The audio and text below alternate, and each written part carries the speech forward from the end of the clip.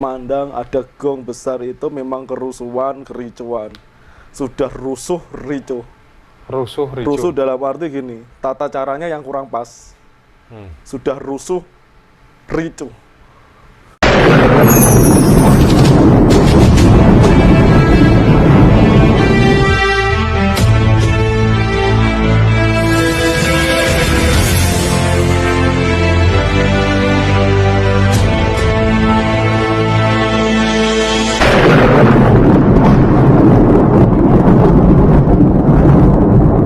Bener ya? Ini Ya, yang salah bener. siapa ini ya? Tidak ada yang salah. Hah? Tidak ada yang salah. Kita sudah ada di garis itu.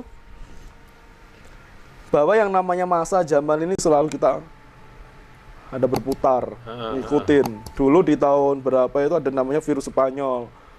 Terus flu babi, flu burung, COVID-19, virus kera, macam-macam sekali. Yang terbaru ya PMK juga kemarin ya, sempat Yang sapi-sapi petani itu. sapi-sapi Itu. dan ternyata juga masih ada juga. Iya. Cuman di sini saya memandang ada gong besar itu memang kerusuhan, kericuan. Sudah rusuh, ricuh. Rusuh, ricuh. Rusuh dalam arti gini, tata caranya yang kurang pas. Sudah rusuh, ricuh. Pendemo. Iya, kadang ada kerusuhan, ada kericuan. Nah, ini jadi satu antara kerusuhan dan kericuan.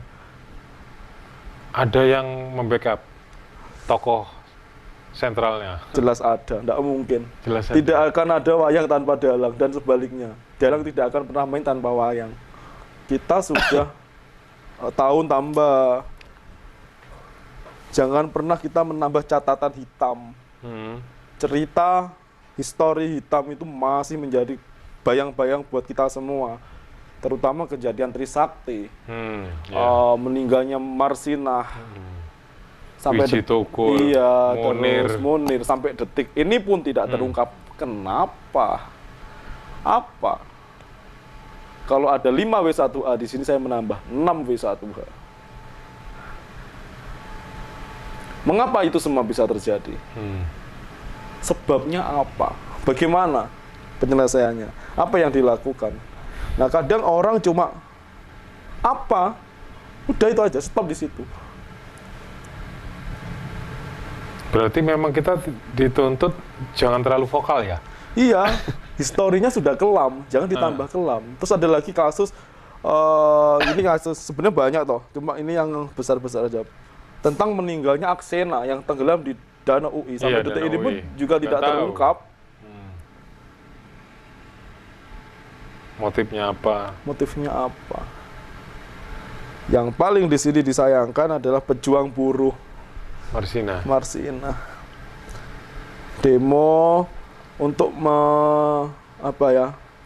menomorsatukan hak buruh. Malah dihabisin. Siapa tersangkanya? Itu logikanya. Dihabisi di hutan mana itu? Wilangan ya? Wilangan, Saradan. iya. Dibuang di sana. Jadi memang dunia ini ngeri.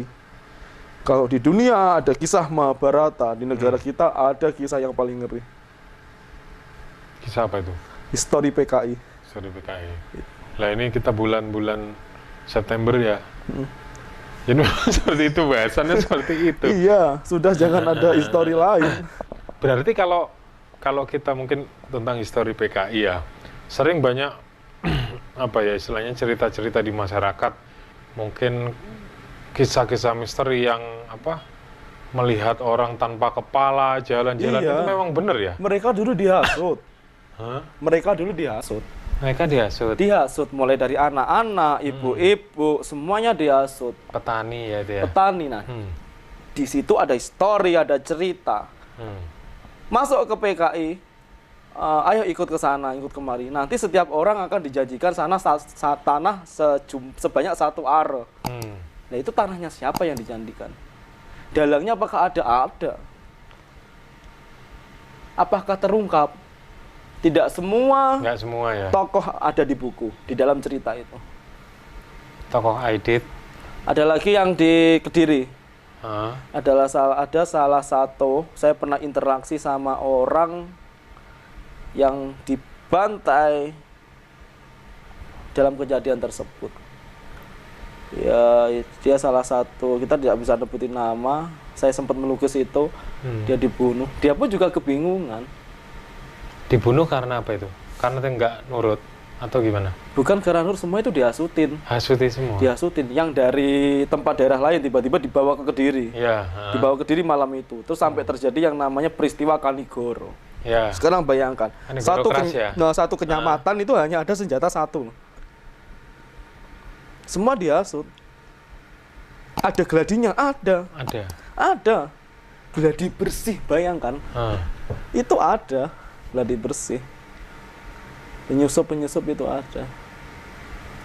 Banyak sekali. Sekarang dijanjikan sebuah tanah. Tanahnya siapa? Uang itu miliknya PT kok. Iya. Iya toh?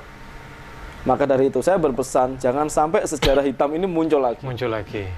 Dalangnya ada. Siapapun bisa menjadi dalang. Siapapun bisa menjadi wayang.